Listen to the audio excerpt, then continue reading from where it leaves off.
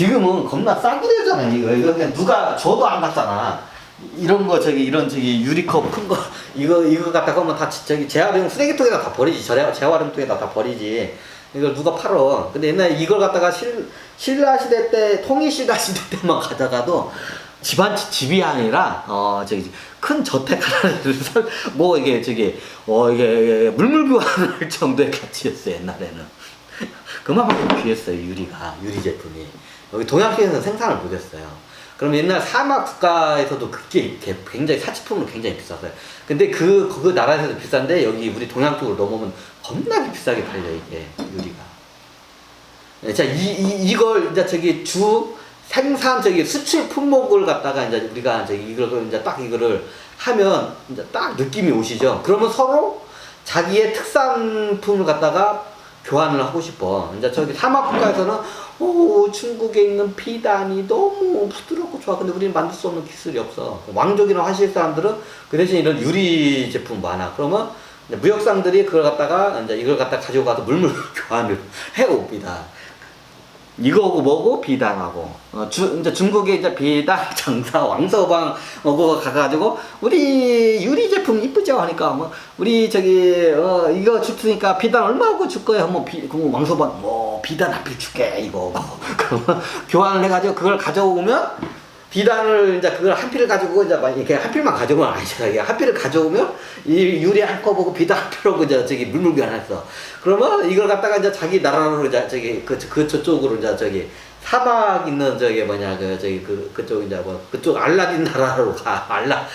아라비안 나이트 나라로 가. 아라비안 나이트 이제 황제나 이제 거기 술탄이라고 하나요? 하여튼 술탄이나 뭐 거시기에는 이집트 쪽으로 이제 사막국가에 가면 이제 이게 딱 보니까 비다 보니까 와 너무 좋은 거야. 그러니까 이거 얼마면 되겠냐가 네 유리컵 한 100개만 주세요. 이 유리컵 100개하고 비단 한 필하고 우리 맞교환 할게요. 알았다고. 여기는 이제 유리컵이 많으니까 유리컵 100개를 주고 비단 한 필을 삽니다. 네, 느낌 아시죠? 이제 그러면 그걸 다시 가지고 가서 팔겠죠. 중국 강서방한테. 자, 이런 느낌입니다. 자, 이해가 되시나요? 이제? 자, 이런 느낌으로 이익이 생기니까 상인들이 기본적으로 해상 무역을 어떻게 다냐? 네. 예전에는 나침반 같은 거나 지도 기술 같은 게 종이도 없었고, 이제 지도 기술이 없으니까 항해술이 굉장히 저조했어요. 그리고 배도 조잡했기 때문에 크지도 않았어요. 그래서 중간에 이게 난파가 많이 되기도 하기 때문에 굉장히 위험하기 때문에 마진율을 높게 잡고 가요. 겁나게. 한 번 갔다 오면 대박이고, 가다가 해적을 만나거나 풍랑을 만나면 이제 쪽방이 되는 거야. 그러면 기본적으로 옛날에 해상 무역이 어떻게 되냐면, 동에서 서로 길게 이렇게 뻗치자면, 동의 제일 끝은 이게 우리 한반도, 이게 극동아시아 해가지고 한반도라고 하는데, 정확히 다 일본까지도 가요. 일본에서는 은이라는 물품이 이게 왔다 갔다 해요. 나중에 이제 유황도 이제 수출 품목인데, 일본을 거쳐서 대마도를 거쳐서 네 우리나라 거제도를 해가지고 이게 남해 서해 쪽을 거쳐가지고 이제 지도를 한번 해야 하는데 나중에 이걸 설게요. 해가지고 거기에서 이제 중국의 이제 상하이 하면 유명하죠. 상하이는 옛부터 거기는 무역의 거점이었습니다. 중국에. 그럼 상하이를 거쳐서 이제 이게 이제 밑으로 이제 홍콩, 상하이 이제 밑으로 쭉 해가지고 인도까지 갑니다. 어떻게? 해안선 따라서. 옛날에 항해술이 발달하지 않기 때문에 해안선을 보면서 이렇게 가요. 지금 뭐 이렇게 가로질러 가면 지렇게 되잖아요. 옛날에 해안선 따라 쭉 그대로 가요. 왜냐면 해안선에서 놓치면 바다 멀리 가면 항해술이 발달이 않기 때문에 그냥 거기서 죽어요, 그냥. 거기는 또 파도가 세요. 해안선 밖으로 가면. 옛날에 조선 기술이 굉장히 배 기술이 조잡했기 때문에 큰 파도에 그냥 휩쓸려 가버려요, 그냥 침몰을 해버려요. 그래서 제일 가까운데 대륙붕 안으로 움직여야 돼. 그래야 파도가 크지가 않아, 이게 잔잔해. 그러면서도 항해술이 발달하는데 해안선을 이렇게 딱 육안으로 확인하면서 계속 그거를 해안선 따라서 이렇게 가면 돼. 이게 가요, 무역선들이. 나침판하고 지도하고 이제 여러 항해술이 발달하고 조선술이 발달하면서 이제 이쪽으로 가면 딱 이게 지름길이 나오죠. 이제 그 저기 뭐냐, 그래서 인도 차이나 반도에서 이게 해안선 따라가면 겁나게 돌아가는데 저쪽으로 싱가포르 쪽에 해협 쪽으로 이렇게 딱 통과하면 빠듯이 통과하면 바로 가잖아요. 근데 그건 조선술과 항해술이 발달했기 때문에 가는 거지 옛날엔 그러지 않았어요. 해안선을 보면서 이렇게 가요. 그러면서 해안선마다 항구들이 있겠죠. 그럼 항구에 정박하면서 그때 이제 저기 물품을 교환을 하면서 이제 저기 무역이 이루어집니다. 그렇게 인도를 거쳐가지고 해안선 따라 쭉 가가지고 어디까지 하냐? 최종 목적지가 어디냐? 시나이 반도 쪽이에요. 스웨즈 운하 있죠? 좀 거기가 어디냐? 네, 이스라엘입니다. 그 항해술의 최시작점이 정확히 따지면 우리 저기 한반도라고 하는 사람들인데 정확히 따지면 일본부터예요. 일본이 더 동쪽에 있잖아요.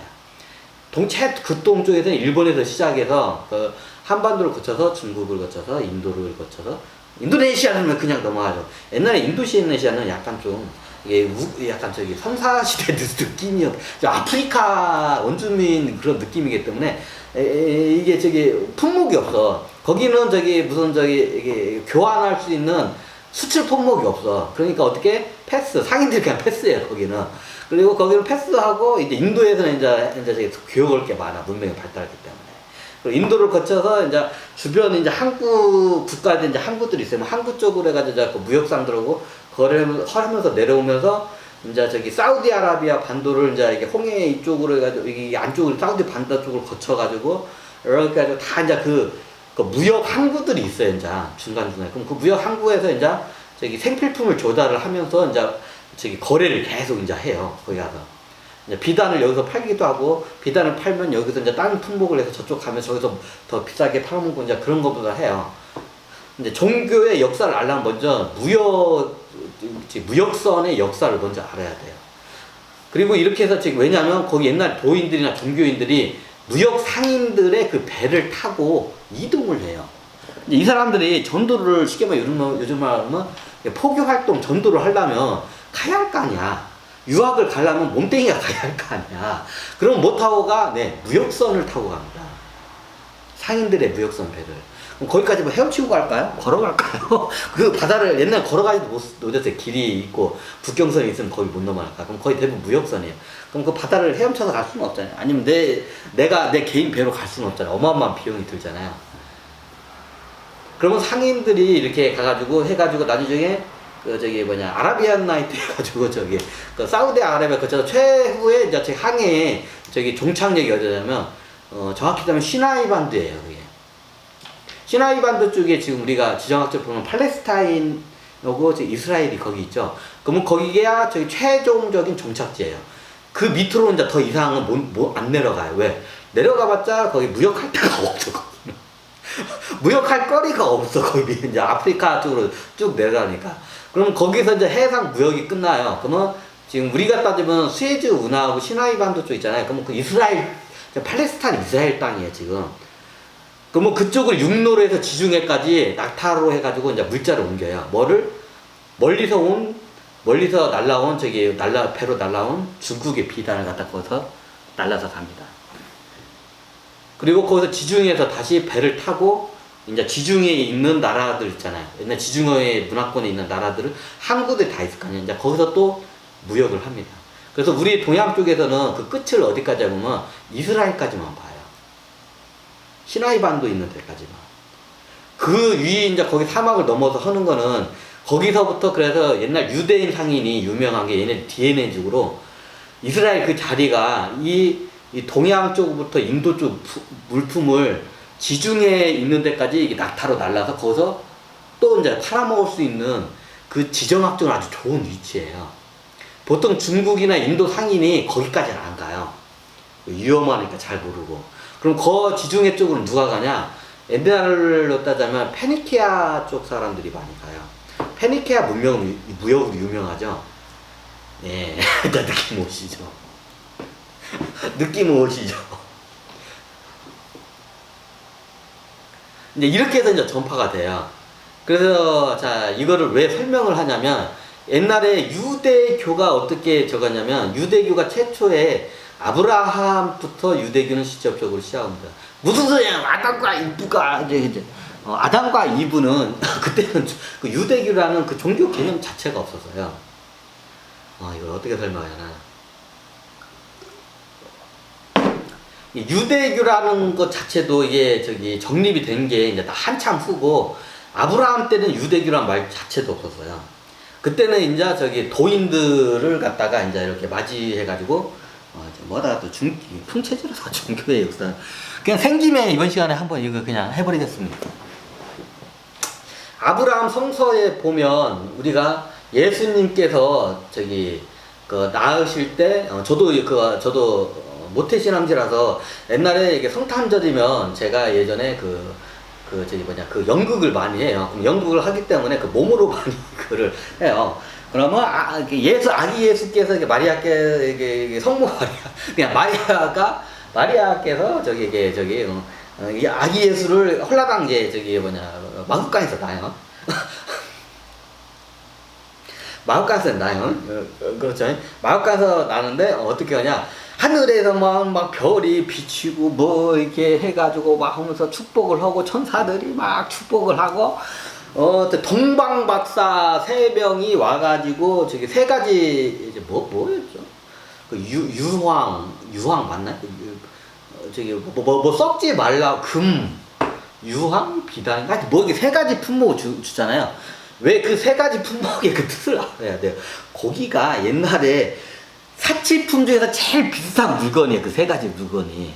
유향인가? 뭔가 하여튼, 그 몇 가지가 있죠. 그 3가지. 유향, 이게.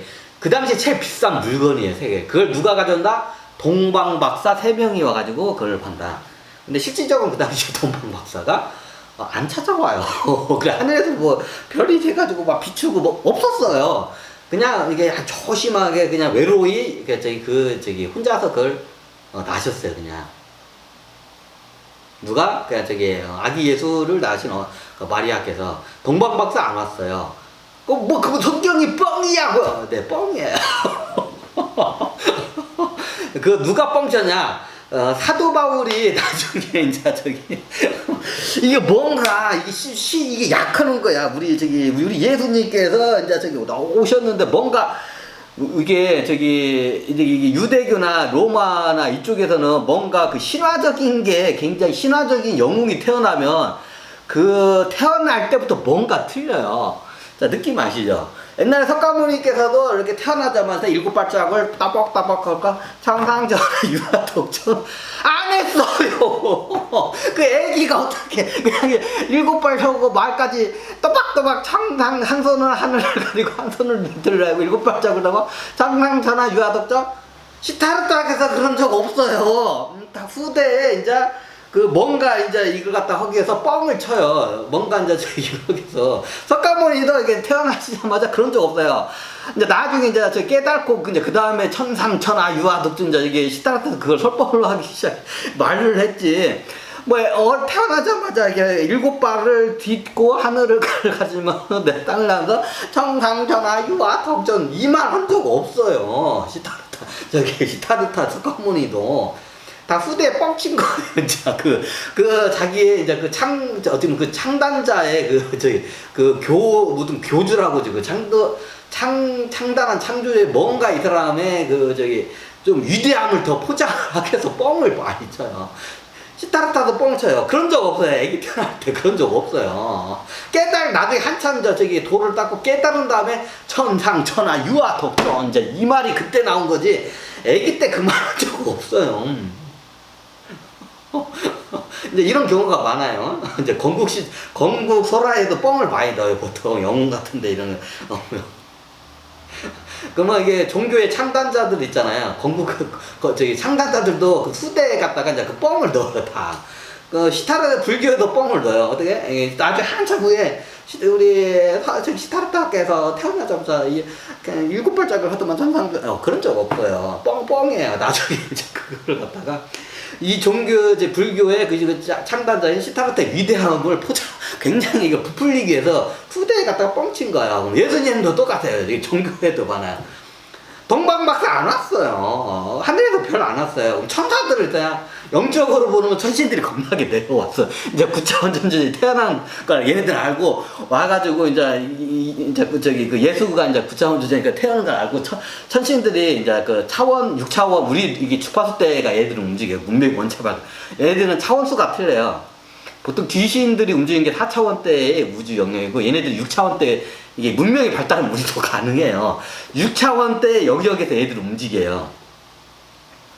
이제 그걸 갖다가 천사라고 이제 이걸 갖다가 성경에 많이 표현해요. 천사와 사탄도 6차원대에서 움직여요. 근데 이게 좋은 말을 보통 토끼 종족을 천사로 많이 비유하고 쥐 종족을 사탄 악마로 많이 비유를 해요. 나중에 성경이 왜 이렇게 나왔는지 나중에 성경 그 해석 강의를 하겠지만 보통 그렇게 해요. 그래가지고 옛날에 저기 예수님께서 나실 때 굉장히 외롭게 나요. 왜냐면 이게 누가 얘를 죽이러 올 저기 9차원 존재 귀하신 분이 내려왔는데 그럼 천신들이 보호를 해요. 뭐 이게 왕이 났거나 이게 뭐 하면 옛날 모세처럼 이렇게 저기 악어 밥에다 던지는 일이 발생해. 모세도 9차원 존재였어요. 이런 일들이 발생을 해요, 실질적으로. 그래서 어떻게 되냐, 가출을 시켜요. 누구를? 저기 예수를 잉태하신 그 마리아 엄마를.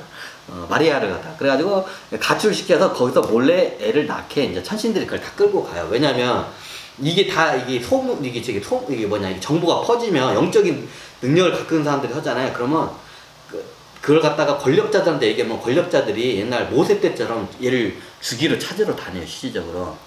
그래서 그때 천신들이 저기 아기 예수를 갖다가 이게 순산을 하기 위해서 일부러 가출을 시켜요. 그래가지고 가출시킨 상태에서 애를 낳아요. 그래야 무사하게 아기 예수가 이렇게 암살을 안 당할 수가 있기 때문에. 그래가지고 그때 천사들은 맞아요. 근데 안 보여요. 영적인 능력 있는 사람 보일지 모르지만 천사들이 그 주위를 완전 애둘러싸요. 그 마국간 주위를 갖다가. 그래가지고 그 누구도 접근을 못하게 그냥 아예 그냥 이게 영적인 능력으로 다 접근을 해요. 그냥 아예 그렇게 비밀리에 그래가지고 그 아기 예수를 이렇게 순산을 하게끔 해요. 천신들이 쉽게 따지면 지금으로 따지면 그 이지스함이 있잖아요. 이지스함이 있으면 그 주변에 막 항공모함이 있잖아요. 마치 그 이지스함 같은 그런 전함 같은 것들이 주위를 갖다가 싹 둘러서 보호를 해요. 천신들의 그 전함은 더 뛰어나요. 우리가 보는 전함은 게임이 안 돼요. 다 보호를 해요. 그 누구도 이게 9차원자 아기 예수를 해하러 온 애들은 갖다가 모두게 다 이게 다 막아내요. 이게 그 차원대, 6차원대에서 움직여 얘네들은 차원수가 6차원 존재이기 때문에. 이게 천사들이 온 거는 맞아요. 근데 보이진 않아요. 근데 동방박사가 온 적 없어요.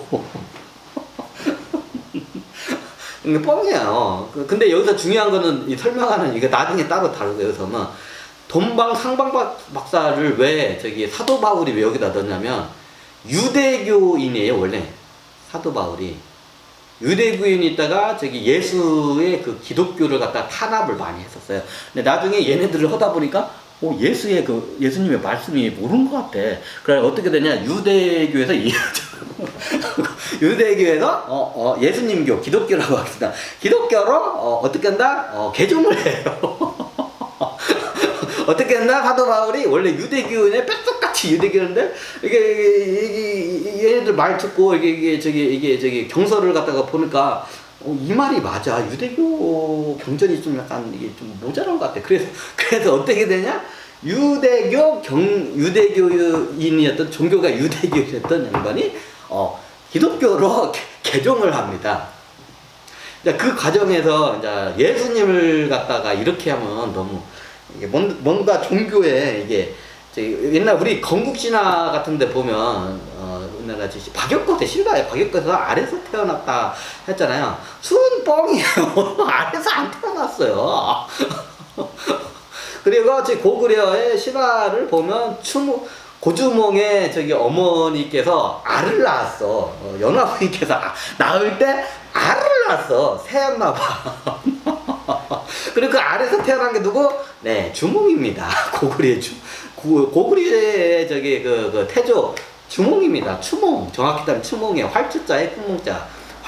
연화부인께서 태몽으로 활을 쏘는 어떤 멋진 남자의 그 꿈을 꾼 거예요. 그래서 추몽이에요. 그 이름이. 고구려의 건국신화 추몽에 추몽에 알을 낳아가지고 딱 그래요.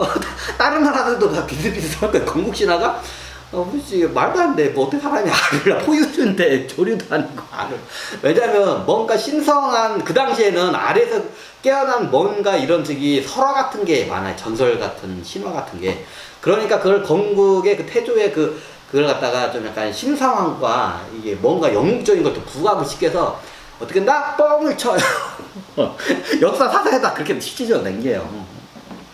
마치 이와 같아요. 종교 저기 건국 신화에서만 나오는 게 아니라 종교 신화에도 종교 신화에서도 그런 게 많아요. 저기 뭐냐 저기 북유럽 신화도 그렇고 저기 몽골 쪽에도 그런 신화도 있고 인디안 쪽도 그런 거 있고 보면 다 그런 저기 이제 이런 게 다 섞여가지고 약간 뻥 해가지고 신성시 시키기 위해서 이게 좀 약간 이게 부각을 시켜서 해요.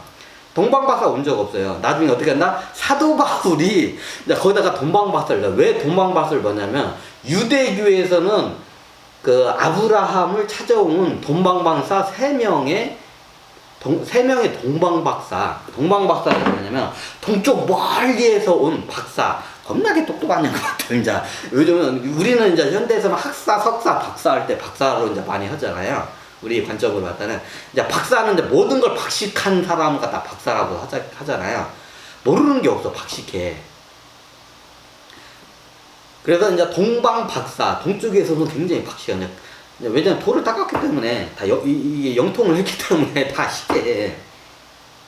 그때 그 아브라함 그 연대가 안 맞아요. 이제 그 성경 그 역사를 한 사람들이 아브라함이 제가 알기로는 그 예수님이 2000년 지금 서기로 하니까 2000년이 좀 넘었죠.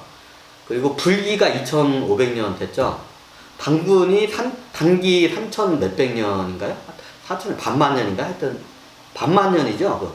3333 플러스 이게 현대에서는 거의 반만 년 역사죠. 단기 반만 년. 자, 느낌 오시나요? 근데 실질적으로 단기가 반만 년이 더 넘는 걸로 알고 있어요. 근데 그게 나중에 적은 건데 이게 아브라함은 이게 7000년으로 알고 있어요. 제가 알기로는. 예, 7000년 전. 현재로 약 7000년 전의 일이에요. 그게. 이게 그 연대를 파악을 못 해요. 왜냐면 이게 중간에 이게 다 분실되고 그 맥이 끊겼다가 나중에 영적으로 그걸 다 찾아서 집필을 하고 그런 과정에서 그게 좀 약간 그 정보가 좀 약간 누락이 되고 이게 왜곡이 되는 경우가 많아요. 그 일부러 왜곡을 시키는 경우도 되고요. 우리가 알고 있는 성경의 아브라함 내용도 좀 틀리긴 한데 왜 사도 바울이 그 유대교에서 세 명의 아브라함을 찾아오는 세 명의 동방 박사가 있어요. 이 동방 박사가 굉장히 유대교의 시초가 되는 게 이 세 명의 동방 박사예요. 정확히 따지면 아브라함을 통해서 이 동방 박사가 설법을 해요. 교육을 시켜요. 돌을 닦는 걸 시켜 명상을 시켜요. 이제 그 방법을 그 아브라함 때 이제 이걸 갖다가 이제 그걸 다 퍼뜨려요. 그 전에는 없었냐고 있긴 있었는데 그때 굉장히 유행 이게 명상하고 돛 닦는 게 동양의 삼방 박사가 지금의 이스라엘 쪽으로 와가지고 시나이 반도나 여기 이스라엘 쪽으로 와가지고 여기다가 전파를 해 설법을 수행하는 거예요. 그게 유대기의 시초예요. 그 전에도 오긴 왔는데 크게 이렇게 영향을 못 끼쳤어요. 근데 엄청나게 이제 파장을 그게 유행을 돛 닦고 이제 돛 닦는 유행이 그때예요. 그게 동방 삼방 박사예요. 그 전에도 인도에서도 한반도에서 오겠는데 크게 성공을 못했어요. 근데 동방 삼방 박사가 가면서 이게 유행을 해요.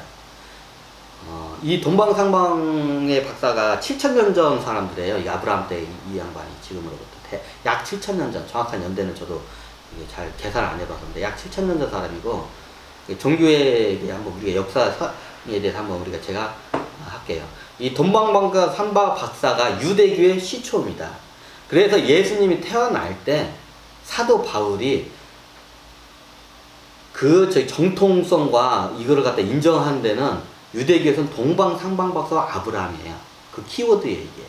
그래서 예수님도 그에 대한 정통성을 하기 위해서 어떻게 한다? 뻥을 쳐요. 어떻게?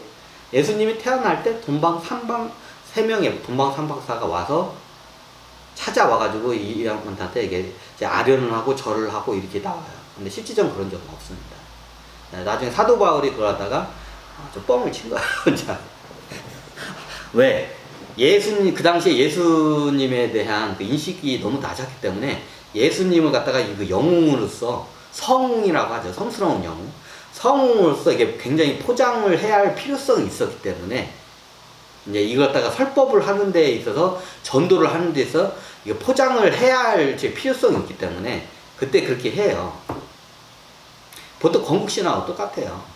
그렇기 때문에 이제 그게 먹히는 거예요. 이제 저기 전도 활동을 하면, 오, 예수님이 그런 대단한 분이셨어 하고 이제 이게 먹혀있는 거예요, 이게. 이해가 되시나요?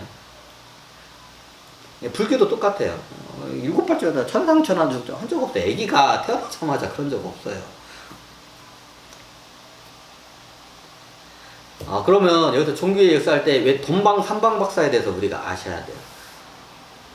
왜 돈방삼방박사가 어디서 왔냐? 한반도에서 간 양반들이에요. 그래서 동방박사예요. 굉장히 동쪽 멀리서 온 박사들, 박식한 양반들, 겁나 동쪽 멀리서 온 박식한 양반들 해가지고 동방박사. 자, 이해가 되시나요? 이게 한반도 쪽에 간 양반이에요. 7,000년 전에. 이제 그때 우리 쪽에서는 이거를, 불교에서는 원래 보살이었고, 원래 보살이 이게 선도 쪽이고, 도양 쪽에, 동아시아 쪽에 이게 보살 개념이지, 원래 인도 쪽은 보살이란 개념이 없는 걸로 알고 있어요. 이제 뭐 수행자 해가지고 뭐 뒤에다 붙이고, 나중에 그걸 이제 도교나 선도 쪽에서는 이제 이게 옛날에 보살이라고 했거든. 보시를 한다. 이제 느낌 아시죠? 보시는 같은가 내 덕을 베풀어서 세상을 이롭게 한다. 홍익인강하고 약간 비슷하죠. 보시를 하는 사람, 보살, 보리살탈. 약간 이해가 되잖아요. 인도 쪽에는 그런 게 좀 약간 수행자로서 있죠.